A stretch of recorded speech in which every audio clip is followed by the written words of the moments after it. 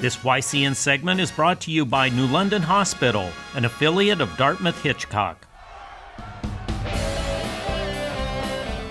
Welcome back, YCN Sports Talk. Jeremy Stout, Brett Franklin, and we are now talking some basketball, NBA. Obviously, last week when we were sitting here, I was sitting here with Rob Taylor, and we had the pleasure to discuss the Gordon Hayward injury and the misfortune of that on last Tuesday night. So now it's been a week, and we've been able to see this team, how they're going to gel, what they're going to look like. And Brett, I know we were talking yesterday on your radio show. You're not too concerned. I mean, they weren't going to win the championship anyway because the Warriors are still on top. But you're not concerned that they fall off too far. No, I don't think it's going to be a huge fall off. And what's exciting about this team is the fact that you watched last night's game. I know it was the Knicks. You know, the Knicks are a JV team at best, but I have to be excited about the young guys. You know, maybe this, the injury to Gordon Hayward pushes the Celtics' plan to give Jaylen Brown and Jason Tatum more minutes, and I think that's only a good thing for this team because they are just so explosive. Jaylen Brown is a guy who can get to the rim and do it in fashion. But Kyrie, I think Kyrie Irving's still trying to figure out his role here. I mean, we know the role. He's going to be the go-to guy, but I think he's still trying to get accustomed to that. But I think the Celtics are fine. Still think they're a top 3 team. Just have to make sure they're improving by the playoffs. Yeah, and let's talk about that game last night. 110-89 win. Tatum and Brown both score over 20 points. Tatum, a really good game. Brown, a better game maybe even, and on his 21st birthday nonetheless. And I think it was a big win because I know it's the Knicks, but hear me out. They lost their first game to Cleveland. They come back home back-to-back, and Milwaukee's opening up their season, so that's tough. They go to Philadelphia. They get the win. That's a nice win. But this one, they had to win. They're at home, and I know it's the Knicks, but Porzingis, he's good, and you want to make sure this team wins these type of games.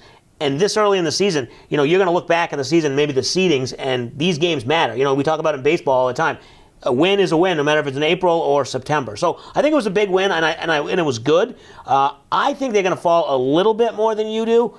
I think Washington will challenge them in the division, and maybe Toronto, maybe. So I think maybe a 4 seed. Might be a little bit more. But I'm being a little too pessimistic? No, I mean, I could see the tempered expectations for this team, but I think we don't give the young players enough time. And let's not forget, I truly think the Celtics will make a trade deadline deal, and I know we're several months away from that, but remember, they do have a lottery pick to dangle before the new lottery rules kick in for the top pick. Right. So they still have that on their plate as well. But I still think they'll make a move during the regular season. This is going to take time. This is going to take a couple months. But I agree with you. Early wins with a young team, can't beat that, and you'll take it all day, every day. Right, and we forget, like we were talking in football, in the NFL. I mean, these guys are all professionals. Can't take wins for granted. I know the Knicks are terrible, but it's good to see the Celtics come out and have a statement and have a strong win, and with their players really being involved, obviously Tatum and Brown. So sticking with the Eastern Conference, couple teams, Wizards and Bucks, strong starts.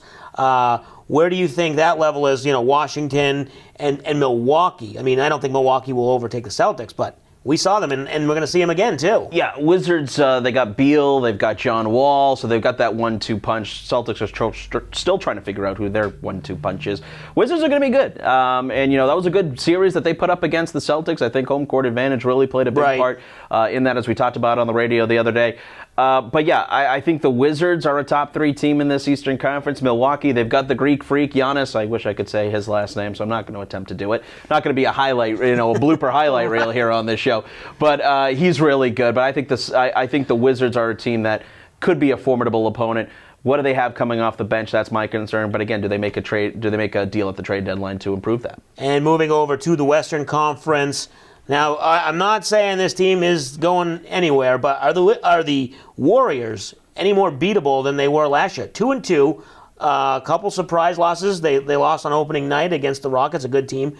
Is this possible that they're not just going to be crowned the champs and something could happen? Yes. Yeah, I think they are beatable, and I know people are probably calling me crazy and saying, who's going to beat them? It can happen every other night. Yes, a 7-game series is really hard, but you know what? Dynasties and these runs do come to an end. They don't go on forever. There could be an injury. The Warriors have kind of been, they've avoided the injury plague for these past couple of years. That's going to be a big thing. And I'm worried about their depth off the bench as well. Again, I know Klay Thompson, Kevin Durant, and Steph Curry, you don't really need much of a bench.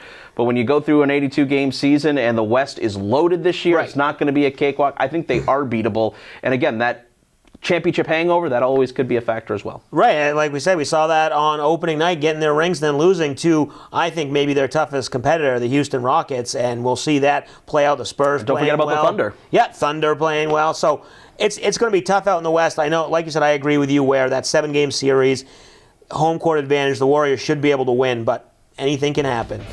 We'll take our final break, and when we come back, we'll get to some Dartmouth football and some basketball as well, as that season is just around the corner. And then we'll get to the board to make our Salt Hill Pub picks of the week. We'll take a break. You're watching YCN Sports Talk.